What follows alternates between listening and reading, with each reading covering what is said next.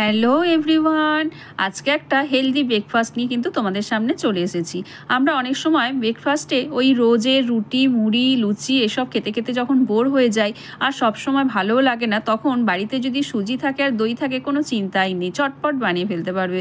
দেখো এখানে আমি 1 কাপ সুজি নিয়েছি আর ওই কাপের মাপে হাফ কাপ টক দই নিয়েছি আর দিয়ে দিয়েছি 1 চামচ চিনি, দিয়ে অল্প করে জল দিয়ে এটাকে আমি একটা মিহি পেস্ট করে নেব। আর এটা বানানো মানে খুবই সোজা আর চটপট হয়ে যাবে জানো, আর খেতেও ভালো, আর একদমই কিন্তু এটাতে তেল লাগে না, যার জন্য এটা স্বাস্থ্যকরও বটে। আর কতটা ইজি সেটা তোমরা দেখলেই বুঝতে পারবে। দেখো পেস্ট করা আমার হয়ে গেছে, এইবার আমি একটা বড় পাত্রে এখানে ঢেলে নেব, কারণ এতে কিছু মিক্স করতে হবে। তো দেখো কীরকম হয়েছে, আরও একটু জল দিতে হবে, এতটা কিন্তু ঘন এটা থাকবে না। এটাকে আমি চাপা দিয়ে রেখে দিলাম, কারণ সুজিটা একটু ফুলবে সেই জন্য। আধ ঘন্টা পর সুজিটাকে নিলাম, নিয়ে দেখো এখানে পরিমাণ মতো আমি একটু নুন দিয়ে দিলাম, দিয়ে নুনটাকে খুব ভালো করে কিন্তু এইভাবে হুইস্কের সাহায্যে কিন্তু মিশিয়ে নেব। এরপর আমি আর একটু জল দিয়ে দিলাম, দেখো একটু ঘন আছে বলে এটাকেও একটু জল দিয়ে মিশিয়ে নিলাম আরও একটু ভালো করে। আর এখানে আমি ইনো ব্যবহার করেছি, তোমরা এখানে বেকিং সোডাও দিতে পারো। আমি এখানে হাফ মানে পুরো ইনোটা দিইনি, হাফেরও একটু কম দিয়েছি, কারণ আমি তো বেশি পরিমাণ করছি না সেই জন্য। ইনোটা কিন্তু দেবার পর এটাকে আর রাখবে না, এটা কিন্তু তোমাকে এবার বানাতে হবে। আমি দেখো খুব ভালো করে কিন্তু ইনোটাকে এর সাথে মিশিয়ে দিলাম। দেখো ইনো দেওয়ার সঙ্গে সঙ্গে কিন্তু ফুলতেও শুরু করেছে। এখানে অয়েল দেওয়ার কোনো প্রয়োজনই ছিল না, তবুও আমি খুব অল্প করে একটু মানে এখানে আমি দিয়ে দিলাম ননস্টিকের ফ্রাই প্যানে।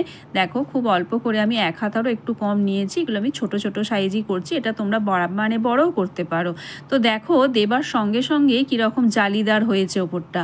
পরের বারে কিন্তু আর আমি তেল দিলাম না, এমনি কিন্তু এটাকে দিয়ে দিলাম, আর কত সহজে উঠে যাবে। 1 থেকে 1.5 মিনিট পর এটাকে তুমি তুলে নেবে, বুঝতেই পারবে আস্তে আস্তে ভেতর থেকে লাল লাল কালার দেখা যাবে, তখনই কিন্তু বুঝতে হবে এটা হয়ে গেছে। আর এটা হাই ফ্লেমে করবে না, লো ফ্লেম থেকে মিডিয়াম ফ্লেমে করলেই হয়ে যাবে। দেখো দেখেই বুঝতে পারছো যে ওপাশটা লাল হয়ে গেছে, আর খেতে সত্যিই খুব ভালো। এইবার একটা চাটনি বানাবো, তার জন্য 2টো পাকা টমেটো নিয়েছি, একটু অল্প জিরে আর 1 ইঞ্চির মতো আদা, আর বাদামটা কিন্তু ভাজা ছিল, শুকনো লঙ্কা কাঁচা লঙ্কা দুটোই নিয়েছি, বাদামটা কিন্তু ভাজাই নেবে। এইবার দেখো এখানে আমি অল্প করে একটু তেল দিলাম, দিয়ে জিরেটাকে আমি ভেজে নেব। জিরের যখন খুব সুন্দর ভাজা গন্ধ উঠবে তখন আমি একটা শুকনো লঙ্কাও এখানে কিন্তু দিয়ে দেব, শুকনো লঙ্কাটাকেও ভালো করে ভেজে নেব। আর এই চাটনিটা তুমি যদি বানিয়ে রাখো, শুধু এটা কেন অনেক কিছুর সাথেই কিন্তু তুমি খেতে পারবে। এই যে সুজির ব্যাটারটা আমি বানালাম, এটা দিয়ে কিন্তু ইডলিও হয়, এটা আমার ভিডিও একটা দেয়া আছে, তোমরা দেখে নিও।